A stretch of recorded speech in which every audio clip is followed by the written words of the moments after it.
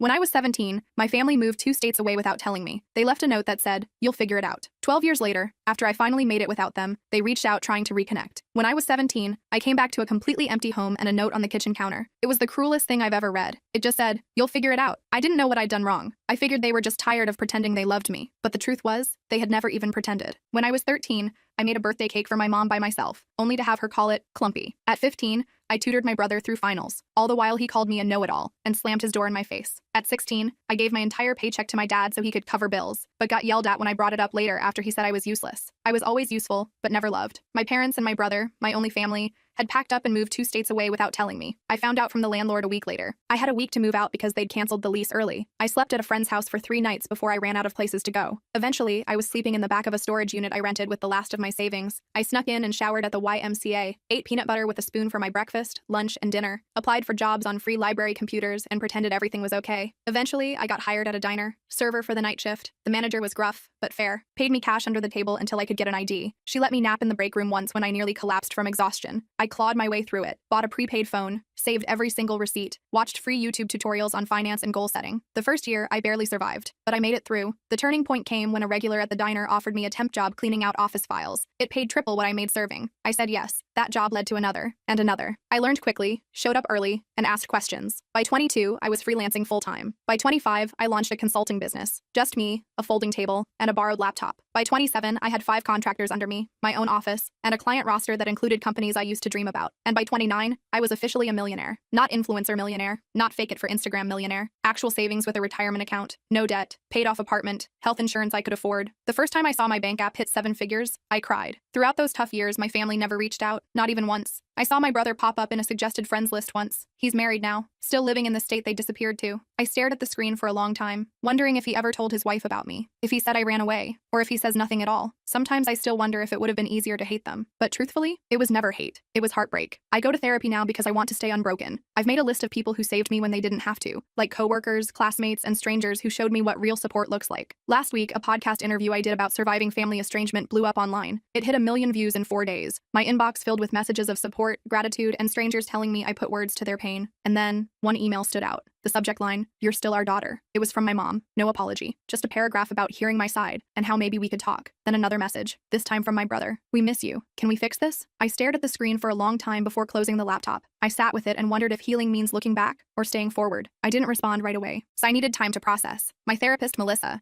suggested I take at least a week before making any decisions. "Give yourself space to feel whatever comes up," she said during our session. "There's no rush to respond." So I did. I focused on work, went to the gym, had dinner with friends. Normal stuff. But those emails haunted me. I kept opening them, reading them, closing them again. My mom's message felt cold, clinical almost, like she was reaching out to a distant acquaintance. My brother's was shorter but somehow felt more genuine. I couldn't stop thinking about them. After 10 days, I decided to reply to my brother first. Just something simple. I wrote, "It's been 12 years. What changed?" Then I hit send before I could overthink it. His response came within an hour. He said the podcast made him realize what they'd done. He claimed he was only 15 when they left me, that he didn't have a choice, that he'd always wondered about me, that he'd looked me up online a few times over the years but never had the courage to reach out, that seeing me successful made him proud. I didn't buy it. Not completely. If he'd been so concerned, why wait until I was publicly successful? I asked him exactly that. His next email was longer. He admitted that money was tight for them, that my parents' business had failed, that his wife was pregnant with their second child, that medical bills were piling up. I felt my stomach drop. There it was, the real reason. I didn't respond for another week. Then my mom sent a follow-up email with old family photos attached. Pictures of me as a baby. Pictures of us at the beach when I was maybe 5 or 6. Pictures of me and Michael building a snowman. Happy moments that felt like they belonged to someone else's life. At the bottom of the email, she wrote, "We made mistakes. We want to make amends." I showed the emails to Melissa during our next session. She reminded me that I was in control, that I could set boundaries, that I didn't owe them anything. But she also said that closure might help me move forward, whether that meant reconciliation or a final goodbye. I nodded along, but inside I felt conflicted. Part of me wanted to tell them to go to hell. Another part wanted to understand why they left me. And a tiny, stupid part of me still wanted them to love me. I decided to meet my brother first. Just him. No parents. We arranged to meet at a coffee shop in Chicago, halfway between where we both lived. I flew in that morning, checked into a hotel, and tried to calm my nerves. I almost canceled 3 times. But at 2 p.m., I walked into that coffee shop and saw him immediately. He looked older, heavier, with a receding hairline, but his eyes were the same. He stood up when he saw me, awkward and uncertain. I didn't hug him. We just sat across from each other with our coffees, like strangers. The first 20 minutes were painful. Small talk about the weather, about my flight, about his drive. Then he started apologizing. "Emma, I'm so sorry," Michael said, his voice cracking. "I was just a kid when it happened. I didn't know they were planning to leave you behind until it was too late. I was too scared to stand up to them. I just listened, watching his face for signs of deception. He seemed sincere, but I'd been fooled before. I asked him the question that had haunted me for 12 years. Why me? Why was I the one left behind?" He looked down at his coffee. "They always saw you as the strong one, the independent one, the one who would be fine on your own. They thought you didn't need them as much as I did. They convinced themselves you'd be better off without them." It was the most ridiculous thing I'd ever heard. I told him about the storage unit, about eating peanut butter for weeks, about showering at the YMCA and working night shifts at 17. His face crumpled. "I didn't know," he whispered. "They told me you had a plan, that you wanted to stay behind, that you were going to live with a friend's family, that you'd chosen to separate from us. All lies." By the end of our meeting, I wasn't sure what to think. He seemed genuinely remorseful. He showed me pictures of his wife and daughter, told me about his job as an accountant, asked about my business, didn't directly ask for money, which surprised me. When we parted, he hugged me. I let him, but I didn't hug back. I just stood there, arms at my sides, feeling nothing. Back at my hotel, I called Melissa, told her everything. She pointed out that while my brother seemed sorry, he was still framing himself as a victim rather than acknowledging his role in my abandonment. She was right. He'd been 15, not 5, old enough to pick up a phone, old enough to send an email, old enough to check on me at some point in 12 years. That night, my mom called. I hadn't given her my number, so Michael must have. I almost didn't answer, but curiosity won out. Her voice sounded older, raspier. She cried when I said hello, started talking about how proud she was of me, how she'd always known I would succeed, how special I was. I let her talk herself out. Then I asked her the same question I'd asked my brother. Why me? Her answer was different. "We were in debt, Emma. We couldn't afford 3 mouths to feed. We knew you were smart enough to make it on your own. We figured you'd go to social services and get placed with a better family. We thought we were doing you a favor." I hung up on her, blocked her number immediately, threw my phone across the room and screamed into a pillow. The next morning, I had an email from my dad. First contact in 12 years. He didn't apologize. Instead, he wrote about how hard their lives had been, about medical bills and failed businesses, about how Michael's wife needed surgery, about how they were facing eviction. Then, at the very end, he asked if I could help the family out. Not a single question about my life, not a single acknowledgement of what they'd done. I forwarded the email to Melissa with the subject line, and there it is. She called me immediately, despite it being Sunday. We talked for an hour, about boundaries, about forgiveness versus reconciliation, about the difference between helping someone and enabling them, about what I actually wanted versus what I thought I should want. By Monday morning, I had made my decision. I emailed my brother, told him I was glad we'd met, that I understood he was in a difficult position when we were younger, that I was willing to have a relationship with him and his family, but with clear boundaries. No money, no loans, no financial support of any kind, and no relationship with our parents until they took full responsibility for their actions. His response was immediate and telling. "I'm really disappointed, Emma," he wrote. "Our parents really need help. Families should support each other. You're being selfish with your success." All the guilt buttons they'd installed in me as a child, pushed at once. I didn't respond. Instead, I booked an appointment with Melissa and a vacation to Bali. I needed space to process everything. 3 days later, Michael called, left a voicemail apologizing for his email, said he understood my position, said he still wanted a relationship on my terms, said he'd respect my boundaries. I listened to it twice, trying to decide if he was sincere or just changing tactics. I decided to give him one more chance, but with my guard up. I went to Bali anyway, spent 2 weeks on the beach, hiking through rice fields, and meditating. I needed the distance. When I got back, I had 6 more emails from my dad, each more desperate than the last. I didn't read past the subject lines. I also had a text from Michael asking if we could talk again. I agreed to a phone call, nothing more. The call started okay. He apologized again for pushing. "I've been thinking a lot about what you told me," he said. "I'm in therapy now too." I believed that part. He sounded different, less defensive. We talked about his kids, about my business, normal stuff. Then he mentioned that our parents were coming to visit him next weekend, asked if I would consider meeting them, just for an hour, in a public place. I felt my chest tighten. "I'm not ready for that, Michael." He pushed a little but backed off when I got quiet. After we hung up, I called Melissa. We had an emergency session that night. She helped me realize I was afraid of seeing them. Not because I hated them, but because I still craved their approval. Still wanted them to love me. Still wanted to be enough. It was pathetic, but it was true. I cried for an hour in her office. The next day, Michael texted again. Said our mom was crying all night after he told her I wouldn't meet them. Said our dad was talking about driving to my city anyway. I felt panicky. Blocked Michael's number immediately. Then I called my assistant and told her I was working from home for the week. Ordered groceries for delivery. Basically hid in my apartment like a scared kid. On Wednesday, the doorman called up. Said there was a couple asking for me. Wouldn't give their names. I knew instantly. Told him I wasn't accepting visitors. 5 minutes later, my phone rang from an unknown number. I let it go to voicemail. It was my dad. "Emma, we drove 8 hours to see you," his angry voice said. "You're being childish. We deserve a chance to explain." I deleted the message and turned off my phone. Thursday morning, I woke up to someone pounding on my door. I froze in bed, heart racing, checked the peephole. It was them, my parents, standing in my hallway like they had any right to be there. "Emma, please." My mom's voice came through the door. "We just want to talk to you." "We know you're in there," my dad added. "We love you. We're sorry." I didn't open the door. I sat on the floor with my back against the wall, shaking. Eventually, they left. I called building security immediately, told them not to let those people up again. The guard sounded concerned, asked if I needed police. I said no, Just don't let them up. Then I called Melissa. She came over on her lunch break, brought me a sandwich and sat with me while I cried, told me I had every right to set boundaries, that I didn't owe them a meeting, that what they were doing was harassment, not reconciliation. After she left, I got an email from Michael. He was furious, said I'd humiliated our parents, said they were staying in a cheap motel they couldn't afford because they were so desperate to see me, said his wife needed surgery next month and they were hoping I could help, said I was being cruel. I didn't respond. Friday morning, I decided I needed to leave town for a while, booked a flight to visit my friend Rachel in Portland. She'd been one of the people who helped me when I was homeless, let me crash on her couch for a week when I had nowhere else to go. I trusted her completely. I was throwing clothes in a suitcase when my phone rang. Unknown number again. I ignored it. 10 minutes later, my doorman called, said there was a woman downstairs having what looked like a medical issue, said she was asking for me by name, claimed to be my mother. I felt sick, told him to call an ambulance if she needed help, but I wasn't coming down. He sounded uncomfortable but agreed. I finished packing and headed downstairs an hour later, checked the lobby carefully before entering. No sign of them. I felt relieved but also weirdly guilty. The doorman gave me a strange look as I passed, told me the ambulance had come, that the woman had been having chest pains, that she'd been taken to Memorial Hospital. I nodded and hurried out to my waiting Uber. At the airport, I got another call from Michael. I almost didn't answer, but something made me pick up. Mom had a heart attack. He was crying. She's in surgery. This is your fault for stressing her out. I hung up on him, called Melissa instead. She answered immediately. I told her what happened, asked if I was a terrible person. Emma, listen to me, she said firmly. You are not responsible for your mother's health. This feels like another manipulation tactic. Get on your plane and take care of yourself. I did. Spent the weekend with Rachel, told her everything. She remembered when my family abandoned me, remembered how broken I'd been. She was furious on my behalf. They don't deserve a minute of your time, she said, pouring me another glass of wine. Not after what they did to you. It felt good to have someone so firmly in my corner. Sunday night, I got an email from my dad. My mom was stable, had a stent put in, would be released Tuesday. The email ended with, she's asking for you. Don't you think you've punished us enough? I showed Rachel. She rolled her eyes so hard I thought they might get stuck. Told me this was textbook guilt tripping. I knew she was right, but part of me still felt responsible. I flew home Monday, found flowers outside my apartment door. The card said, please call us. We're staying at the Holiday Inn until Wednesday. No apology, no acknowledgement of boundaries, just another demand. I threw the flowers in the trash chute. Tuesday morning, I got a text from an unknown number. It was a photo of my mom in a hospital bed, looking pale and small. The message said, she might not have much time left. Do you really want to live with this regret? I blocked the number, called Melissa. She suggested I take a social media break, change my number, maybe even stay with a friend for a while. I agreed, called my assistant and told her I'd be working remotely for 2 weeks, packed another bag. Before I could leave, my doorman called again, said there was a young woman downstairs asking for me, said she had a small child with her, said she claimed to be my sister-in-law. I felt cornered. These people wouldn't stop. I told the doorman to send her up, decided to face this head on. The woman who knocked on my door looked exhausted, had dark circles under her eyes, was holding a sleeping toddler against her shoulder. I'm Jenny, she said quietly, Michael's wife. I came alone because I wanted to talk to you without family drama. I let her in reluctantly, offered her water. She accepted gratefully. Jenny put her sleeping daughter on my couch, tucking a blanket around her. Then she sat at my kitchen table and started talking. I only learned about you 3 years ago, she admitted. Michael told me you ran away at 17, cut contact with the family. I always thought it was strange but never pushed. Hearing your podcast was a shock. I confronted him, and he finally admitted the truth. I just listened, not sure what to believe anymore. Jenny seemed sincere. I'm horrified by what they did to you, she continued. I insisted Michael reach out, but I had no idea they were going to ask you for money. I'm embarrassed and angry about that. Yes, I do need surgery for a thyroid condition, but we have insurance. Your parents are the ones in financial trouble, not us. I asked her why she'd come. She looked me straight in the eyes. You deserve to know the whole truth, she said. Your parents have been telling everyone you abandoned the family, that you were mentally unstable, that you stole money from them before disappearing, that they spent years looking for you. All lies to cover what they'd done. I felt like I'd been punched. How do you know this is true? She pulled out her phone, showed me Facebook posts from years back. My mom asking for prayers to find her troubled daughter. My dad claiming I'd taken their savings before running away. Posts about hiring private investigators, about checking homeless shelters, all carefully crafted to make them look like victims, all dated years after they'd abandoned me. Jenny apologized for being part of it, even unknowingly, said she'd confronted my parents too, that they'd admitted everything to her when she threatened to tell the whole family the truth, that they were desperate now because their lies were unraveling, that my podcast had people asking questions they couldn't answer. Her daughter woke up then, a cute little girl with curly hair. This is Lily, Jenny said softly. She's 3. I have another daughter on the way. I want my children to know their aunt, but only if you want that too. No pressure, no guilt, just an open door if you ever choose to walk through it. After they left, I sat in my apartment for hours, processing, called Melissa again, told her everything Jenny had said. She wasn't surprised. Abusers often control the narrative, she explained. They create alternate realities where they're the victims. She asked what I wanted to do now. I honestly didn't know. That night, I got another email from my dad. This one was different, angry, threatening. Said if I told lies about them online, they would sue me for defamation. Said they had proof I'd stolen from them. Said they'd go to the media with their side if I didn't take down the podcast and issue a public apology. Said they expected financial compensation for the damage to their reputations. I forwarded it to Melissa, then to my lawyer, Marcus. He called me immediately. This is empty threatening, he assured me. Truth is an absolute defense against defamation. Save everything but don't respond. I'll handle it if they actually file anything, which I doubt they will. People who are actually going to sue don't usually announce it first. The next day, I got a call from Michael. I let it go to voicemail. He sounded panicked. Emma, Jenny told me she visited you. Our parents are furious. They're saying terrible things about her now too. I'm scared they're going to try something desperate. Please call me back on Jenny's phone, not mine. I didn't know what to believe anymore. Called Marcus again. He suggested meeting Michael and Jenny somewhere public, with him present as my lawyer, just to hear them out. I agreed reluctantly. We set up a meeting at a restaurant near Marcus's office for the next day. They showed up on time. Both looked terrible, stressed, exhausted. Jenny had a bruise on her arm she kept trying to hide. Michael couldn't make eye contact. I'm Marcus, Emma's attorney, he said as we sat down, which made Michael flinch. But we sat down, ordered coffee, and they started talking. The story that came out was worse than I'd imagined. My parents had been living off Michael for years, moving in and out of his house, taking money for emergencies, watching his kids while criticizing his parenting. When Jenny confronted them about me, my dad had grabbed her arm, hard enough to leave marks. Michael had kicked them out. They were now staying in a motel, calling constantly, showing up at his work. I listened without interrupting, watched my brother break down as he described how our parents had controlled him his entire life, how they'd convinced him I abandoned them, how he'd been too scared to question their version of events, how he'd been trapped in their web of manipulation and lies for 12 years, how he was terrified they would hurt Jenny or the kids. Marcus asked careful questions about financial entanglements, about house titles and bank accounts, about whether my parents had keys to their house. Michael answered everything, said they'd co-signed his mortgage, said his dad was still on his bank account from when he was in college, said they had spare keys, said they knew all his passwords. Marcus took notes, occasionally glancing at me. By the end of the meeting, I felt drained but clearer. This wasn't just about me anymore. Michael and Jenny were victims too, in their own way, different from me, but still trapped. Marcus suggested they speak to a lawyer of their own, gave them a colleague's card, told them to change their locks, passwords, and bank accounts immediately. They nodded, looking overwhelmed but grateful. As we were leaving, Michael hugged me. This time, I hugged him back. It wasn't forgiveness, not yet, but it was something. A recognition that we'd both been damaged by the same people, that maybe we could help each other heal. That night, I got a series of increasingly unhinged texts from my parents' numbers. Accusations, threats, guilt trips. I blocked them all. Then I called Jenny, asked if they were safe. She said yes. They'd changed the locks, stayed with friends the night before, were looking into a restraining order. I felt relieved but still worried. The next morning, I woke up to my phone ringing. It was Jenny, hysterical. They broke into our house, she sobbed. They took Lily's baby photos, important documents, Michael's laptop. They left a note. Family matters should stay in the family. I told her to call the police immediately, said I'd meet them at their house, called Marcus on my way. When I arrived, there was a police car outside their house. An officer was taking statements in the living room. The place was a mess. Drawers pulled out, papers scattered. Michael was sitting on the couch, head in his hands. Jenny was pointing out missing items to the officer. I introduced myself as family, there to help. The officer seemed skeptical that grandparents would break in. Are you sure they didn't just use a key? He asked. Maybe this is a misunderstanding? Jenny showed him her bruised arm, told him about the escalating behavior, about the threats, about how they'd been stalking them. He took notes but didn't seem convinced. Said without evidence, it would be hard to prove who did this. After the police left, we cleaned up together, found more missing things, photo albums, financial documents, the spare key to their car. Michael looked defeated. This is my fault, he said. I should have protected my family better. Should have stood up to them years ago. Should have looked for you harder. I didn't disagree, but I didn't pile on either. We were beyond that now. Marcus arrived as we were finishing, looked around grimly, said this changed things, that we needed to document everything, that breaking and entering was a serious crime, that we should all stay somewhere else for a few days, that he'd help us file for emergency restraining orders in the morning. We nodded, too exhausted to argue. Jenny packed bags for them while Michael and I secured the house as best we could, changed locks again, checked windows, discussed security cameras. It felt surreal, taking these precautions against our own parents, but also necessary. They'd crossed a line that couldn't be uncrossed. As we were leaving, Michael got a text from our dad. Just 3 words. We're watching you. He showed it to me, hands shaking. I took a screenshot, sent it to Marcus. Then I made a decision, told them they were coming to stay with me. My building had security, cameras, a doorman who already knew not to let our parents in. They accepted gratefully. That night, the 4 of us ate takeout in my living room. Lily played with toys Jenny had packed. We talked quietly about next steps, about restraining orders, about police reports, about changing phone numbers and email addresses, about possibly moving to a new house, about how to protect themselves long term. It wasn't the family reunion I'd ever imagined. Sitting there with the brother who'd let me be abandoned, his wife who'd believed lies about me, and their daughter who was innocent in all of this. But somehow, it felt right. Like we were finally facing the truth together. Like maybe, just maybe, we could build something new from the ashes of what our parents had destroyed. The next morning, Marcus called, said he'd filed emergency restraining orders for all of us, said we needed to appear in court next week to make them permanent, said he'd also reported the break-in to a detective he knew,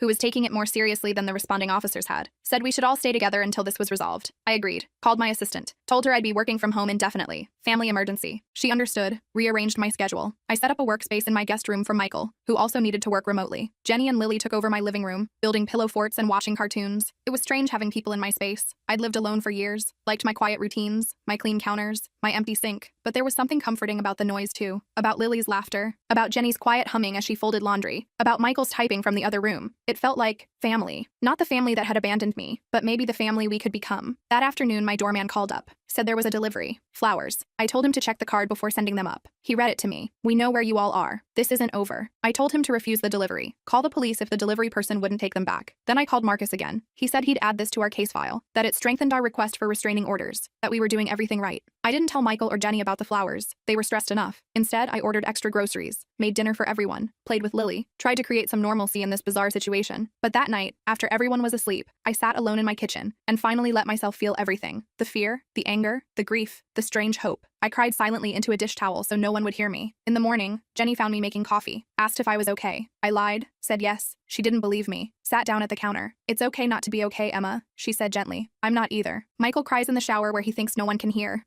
Lily keeps asking when we can go home. This whole situation is terrible, but I'm grateful we're facing it together. I looked at her, this woman I barely knew who was somehow now part of my life. Asked her why she'd come to me that first day, why she'd chosen to believe me over the family she'd known for years. She smiled sadly. I've always felt something was off about your parents, about the stories they told, about the way they controlled Michael. The podcast confirmed my suspicions. I couldn't let my daughters grow up thinking abandoning a child was ever acceptable. We hugged then, first time. It felt awkward but genuine, like the beginning of something. Not friendship exactly, not yet, but understanding. Solidarity, a shared determination to break the cycle of mistreatment that had damaged us all. The next few days fell into a routine, working, cooking, playing with Lily, checking in with Marcus, jumping at unexpected noises, flinching when phones rang, living in a strange limbo of domestic normalcy and underlying tension. We were safe but not at peace, together but still healing, family but still learning what that meant. On Friday, Marcus called with news. The detective had found evidence. Security footage from a gas station near Michael's house showed our parents' car parked there during the time of the break-in. The restraining order hearing was set for Monday. He was confident we'd get approved. We all felt relieved but still anxious, still waiting for the next escalation. It came that night. A brick through Michael's car window in the parking garage. No note this time. No need for one. The message was clear. The building security footage showed a man in a baseball cap, face carefully turned away from cameras. We couldn't prove it was our dad, but we all knew. Filed another police report, added it to our case file, tried not to let Lily see how scared we were. Sunday night, we sat together making a plan for court. What to wear, what to say, what evidence to bring, how to explain our family history without sounding crazy, how to make the judge understand the pattern of escalation, how to protect ourselves legally and physically. It felt surreal discussing our parents this way, like talking about strangers, dangerous strangers who happened to share our DNA. As we talked, my phone pinged with an email notification from my mom. Subject line, last chance. I almost deleted it unread, but something made me open it. It was short, just one line. If you go to court tomorrow, you'll regret it for the rest of your life. I showed it to Marcus, who'd stayed for dinner. He took a screenshot, added it to our file, told me not to respond, said this kind of threat would only help our case. That night, none of us slept well. I kept checking my locks, listening for noises, wondering what my parents might do next, wondering if we were overreacting, wondering if we were underreacting, wondering how my life had come to this point. From abandoned teenager to successful businesswoman to hiding in my own apartment from the people who gave me life. Monday morning arrived with a strange calm. We dressed carefully, business casual, respectable, trustworthy. Jenny arranged for a friend to watch Lily. We drove to the courthouse in separate cars just in case. Met Marcus on the steps outside. He looked confident, briefcase in hand, told us he'd handled dozens of cases like this, that the evidence was strong, that judges took threats seriously, that we'd be protected. As we walked into the courthouse, I spotted them, my parents, standing near the entrance, looking older than I remembered, smaller somehow. My mom saw me first, made a move toward me. My dad grabbed her arm, held her back. They watched us pass, didn't speak, didn't try to approach, just stared with a mixture of anger and something else, something that might have been fear. We filed past them into the building, checked in at security, followed Marcus to the correct courtroom, sat together on a bench, waiting for our case to be called. I could feel my parents enter behind us, could sense them sitting on the opposite side of the room, could almost hear their whispered conversation. But I didn't turn around, kept my eyes forward, focused on breathing. The judge called our case. We stood, walked forward, took our places. Marcus presented our evidence calmly. The break-in, the threatening texts, the flowers, the brick, the email, the history of abandonment and manipulation. The judge listened carefully, asked clarifying questions, looked at our parents with increasing concern. When it was their turn, my parents approached the bench. No lawyer, just them. My dad spoke first, claimed we were exaggerating, that they were just trying to reconnect with family, that they'd never broken any laws, that they loved us and wanted to make amends, that this was all a misunderstanding blown out of proportion. The judge asked about the security footage, the threatening messages. My dad denied everything, said it wasn't them on the footage, said their texts were being misinterpreted, said they were the victims here, not us. My mom nodded along, occasionally dabbing at her eyes with a tissue. Then the judge asked them directly about abandoning me at 17. My dad hesitated, started talking about troubled teens, about difficult decisions, about doing what they thought was best. The judge cut him off, asked again, directly, did you leave your minor child alone and move to another state?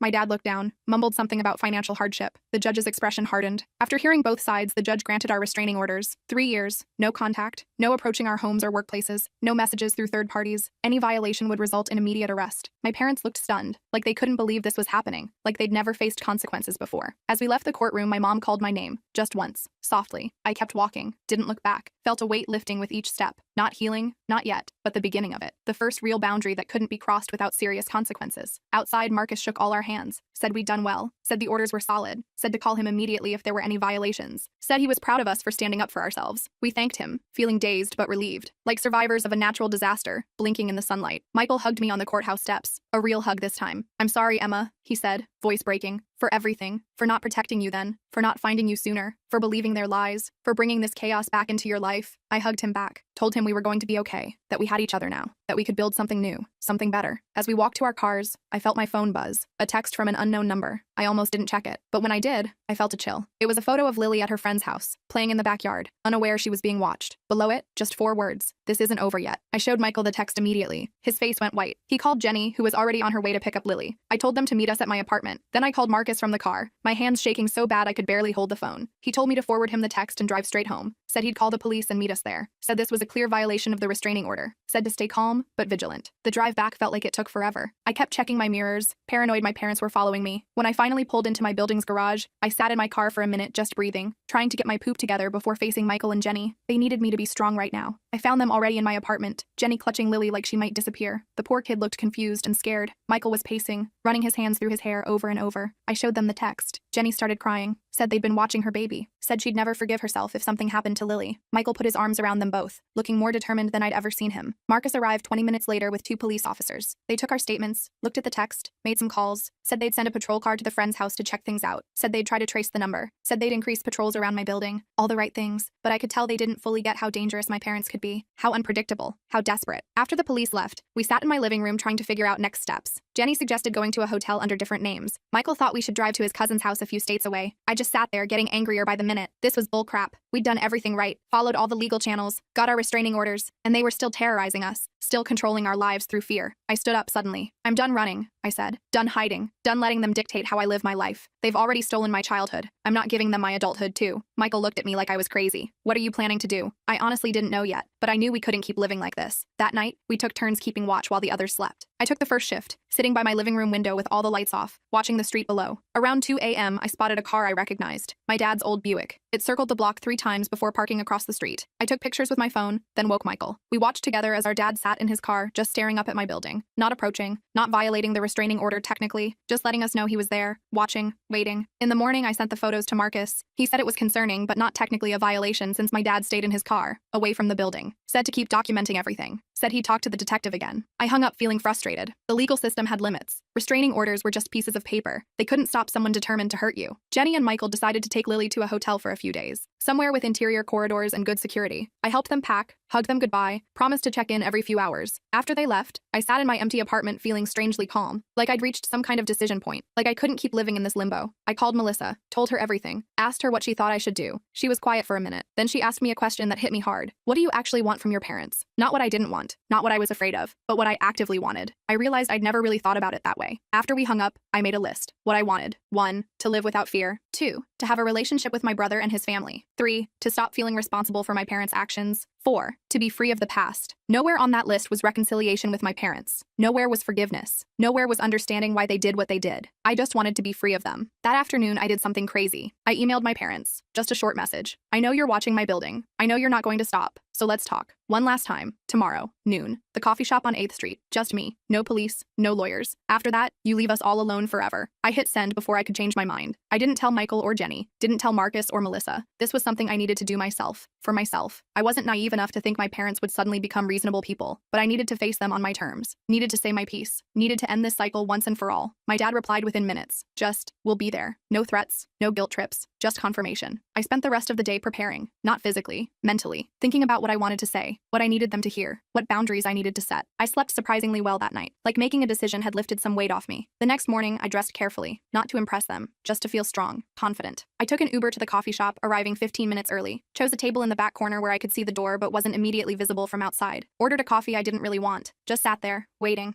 surprisingly calm. They arrived exactly at noon, looking older than they had in court, more tired. My mom spotted me first, nudged my dad. They walked over slowly, like they were approaching a wild animal that might bolt, sat down across from me without speaking. We just looked at each other for a long moment. These strangers who were my parents, these people who had shaped me in ways they'd never understand. I spoke first. I didn't call this meeting to reconcile, or to give you money, or to hear excuses. I called it to make you understand one thing. It's over. You've lost. Not just the court case. You've lost me, lost Michael, lost your grandchildren, lost any chance at being part of our lives. And if you can't accept that, if you keep stalking us, threatening us, trying to force your way back in, I will destroy you. My dad started to interrupt. I held up my hand. I'm not finished. Then I pulled out my phone, showed them screenshots of all their threatening messages, the photo of Lily, the emails. I've sent copies to everyone in your lives, your siblings, your church, your neighbors, your employers, everyone. Not yet, but I will if you contact any of us again. If you come near our homes, if you so much as mention our names to anyone we knew. My mom started crying. We just want our family back. We made mistakes, but we deserve another chance. We're getting older and don't want to die alone. I looked at her for a long moment. You should have thought about that before abandoning your 17-year-old daughter, before lying to everyone about what you'd done, before breaking into Michael's house, before threatening your own grandchild. My dad got angry then. You're ungrateful. You've always been difficult. You've turned your brother against us. You owe us for raising you. I just laughed. Actually laughed in his face. Do you really think you're entitled to gratitude for doing the bare minimum as a parent for 17 years before abandoning me completely? Do you think your parenting was so stellar that I should be thanking you for it? He didn't have an answer for that, just sat there, red-faced and silent. My mom was still crying, but I felt nothing. No guilt, no sympathy, just a cold clarity that these people were never going to change, never going to take responsibility, never going to be the parents I deserved. I stood up to leave. This is your last warning. Next time you violate the restraining order, I won't just call the police. I'll make sure everyone you know understands exactly what kind of people you really are. I have the resources to make your lives very difficult if you force my hand. I don't want to do that, but I will to protect my family, my real family, Michael, Jenny, Lily, the people I choose. As I walked away, my mom called after me. Do you really hate us that much? I stopped, turned around. I don't hate you. I feel nothing for you. You're strangers to me now, and that's your loss, not mine. I walked out of that coffee shop feeling lighter than I had in years, called Michael from the sidewalk, told him everything. He was upset at first that I'd met them alone, then concerned they might retaliate, but mostly he seemed relieved that someone had finally stood up to them directly, said he wished he'd had the courage to do it years ago. I went back to my apartment, packed a bag, decided to join Michael and his family at their hotel for a few days, just to be safe. When I got there, Lily ran to hug me. "Auntie Emma!" she called for the first time. I almost cried. Jenny hugged me too, said she was proud of me, said she hoped I'd finally get some peace. Michael just squeezed my shoulder, no words needed. We spent the next few days in a weird limbo, waiting for my parents to make their next move, checking our phones constantly, jumping at unexpected noises, but nothing happened. No calls, no texts, no emails, no sightings of their car, just silence. After a week, Michael and Jenny decided to go home, changed all their locks again, installed security cameras, made plans to put their house on the market, started looking at places closer to my city. I went back to my apartment too, back to work, back to something like normal life. 2 weeks passed, then a month. Nothing from my parents. Marcus checked in regularly, said the detective had confirmed they'd returned to their home state, said the restraining orders were still in effect, said we should stay vigilant but try to move forward with our lives. Slowly we did. Michael found a new job in my city. Jenny enrolled Lily in preschool. They bought a house 20 minutes from my apartment. We had dinner together every Sunday, started building new traditions, new memories, a new kind of family based on choice rather than obligation. I kept expecting to feel something about my parents, grief maybe, or guilt, or anger, but mostly I felt relief, like I'd finally put down a heavy weight I'd been carrying since I was 17, like I could finally focus on the future instead of the past. 6 months after the coffee shop confrontation, I got a letter, forwarded through Marcus so my address stayed private, from my mom. I almost didn't open it, almost threw it away unread, but curiosity won out. It was short, just a few paragraphs. No excuses this time, no demands, just an acknowledgement that they'd hurt me deeply, that they'd failed as parents, that they understood why I wanted nothing to do with them, that they were getting counseling, that they would respect the restraining orders, that they hoped someday I might be willing to hear a proper apology, but understood if that day never came. I showed it to Michael. He got a similar letter. We talked about it over dinner that night, about whether it was sincere, about whether it changed anything, about whether we could ever trust them again. We didn't reach any conclusions, just agreed to take it one day at a time, to prioritize our healing, to protect the family we were building. I keep the letter in my desk drawer, not because I'm ready to forgive, not because I want reconciliation, but because it represents something important. My parents finally recognizing my right to set boundaries, my right to choose who I allow in my life, my right to define family on my own terms. Last week, Lily had her 4th birthday party. Michael and Jenny invited me to help plan it. We had it at my apartment. Balloons everywhere. A cake I ordered from a fancy bakery. Presents piled on the coffee table. Lily running around in a princess dress, laughing. Jenny taking pictures. Michael grilling on my balcony. Friends stopping by throughout the day. So much noise. So much joy. At one point, I stepped into the kitchen for a moment alone, just watching through the doorway as Michael swung Lily around in circles, as Jenny laughed at something a friend said. As my apartment, once so empty and quiet, filled with life and love. I thought about that note on my kitchen counter 12 years ago. You'll figure it out. And I had. Not the way they meant, but I'd figured out what family should be, what love should look like, what I deserved all along. I'm not saying everything's perfect now. I still have trust issues, still go to therapy every week, still have nightmares sometimes about being abandoned, Still flinch when my doorbell rings unexpectedly, but I'm healing. We all are. Building something new from the broken pieces of our past. Something stronger, something chosen, something real. Sometimes people ask if I'll ever reconcile with my parents, if I'll ever let them meet Lily, if I'll ever forgive them for what they did. I don't have answers to those questions yet. Maybe someday, maybe never. But what I do know is this: I'm not defined by what they did to me anymore. I'm defined by what I built after, by the person I chose to become, by the family I chose to create, and that's enough.